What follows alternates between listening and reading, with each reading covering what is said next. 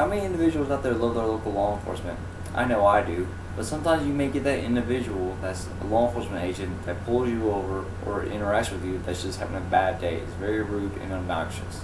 Hi, my name is Jeremy Bray, and today I'm here to speak with you all about verbal judo within our law enforcement community. There's a better way for law enforcement officers to exercise their verbal skills when dealing with the public.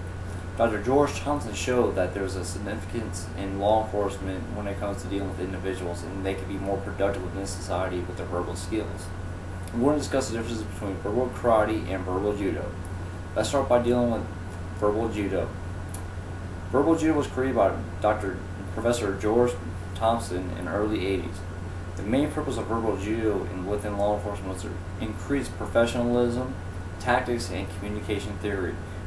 Usually verbal judo is pretty much like a normal day conversation and things like that, but the problem is that individuals may misconstrue what the law enforcement agent is trying to say and misinterpret what they're trying to deliver within their verbal skills.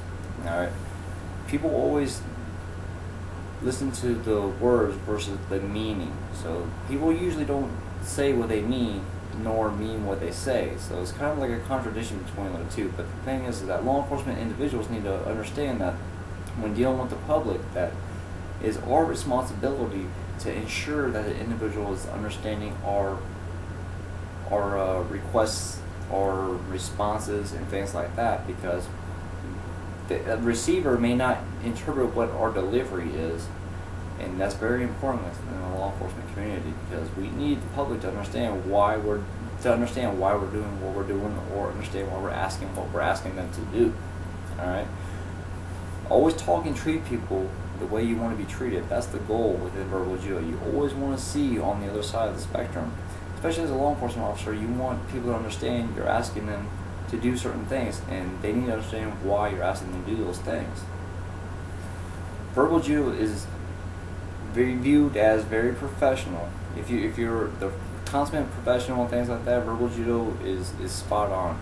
It makes you look good, it makes you sound good, and it makes the people that's receiving the message feel good. Alright? Now when you're dealing with verbal judo, you want people to understand what you're saying at all times. That's why it's very important to emphasize what you're saying, but you want to make sure that the receiver, hence the public, understands what you're saying at the same time. Alright?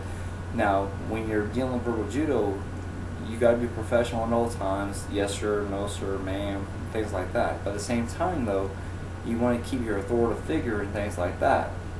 Now, let's talk about verbal karate. Alright, verbal karate is a little different.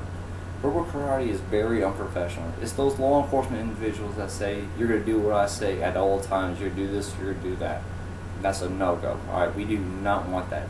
You're putting your personal feelings in the spectrum of what you're telling the local citizens what to do and how to do it and things like that. You're putting your personal bias in front of you. Verbal judo, you don't put your personal bias. You're using your professional face at all times. Alright? Verbal karate, you're always putting your personal business in front of the individual. People can see that. If you're a racist, if you have something against X, Y, and Z, citizens can see that, especially by your demeanor and the way you talk to people. Alright? It doesn't give good emphasis within the community, because it shows that you're a negative person. In law enforcement, you are supposed to be trusted. The badge is a symbol of public trust and security. And you want people to feel warm and fuzzy when you come around, because everybody wants to feel safe when they have a law enforcement individual around them. But when you're using verbal karate and talking down to people and you're giving direct orders, people don't feel safe and secure with that. We don't want that. Alright? It's very off pace, off target, and it's just completely unprofessional. And the public sees that, and especially nowadays and age, with all the video cameras and everything like that on your phones, people will see that you're being very unprofessional, you're being rude, you're being contradictory, and you know what, it's not good for the department, it's not good for you, and it's not good for society in the whole. Alright? So utilizing verbal judo is pretty much being professional, seeing through the other individual's eyes. Empathy. Empathy is the most powerful word in the English language. Seeing through the eyes of the beholder. Alright? So you want to be professional, you want to be helpful, you want to be courteous. That's verbal judo. You don't be using verbal karate because it's unprofessional, showing your bias and showing your personal feelings. That's not what we're here for. We're here for individuals to be safe and feel secure within our law enforcement. in conclusion, we covered the verbal judo within different law enforcement veterans. We also covered verbal judo versus verbal karate. And obviously, we've already stated that verbal karate is a no-go. You don't want that. You want verbal judo. Verbal judo is for very professional. It's very, it's very. You want people. It's very. What's the word I'm looking for? Soothing.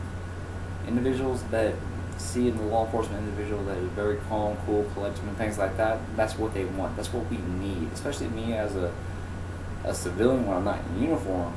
I need to see that of my law enforcement individuals in my city, that they're there for me. They understand what I'm going through. They're not just there to be there. All right. Verbal karate, you're there to be there, and you're just okay, yeah. We don't want that. All right.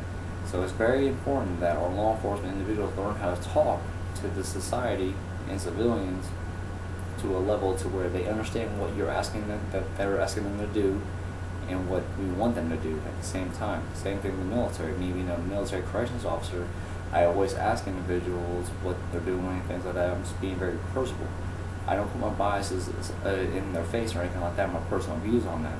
I'm very calm, cool, collected, and professional with them because that's what's going to make them feel nice that I'm there for them. And that's what we need as law enforcement individuals. We need to make individuals feel safe and secure. So, thank you for your time. Thanks for listening. Bye.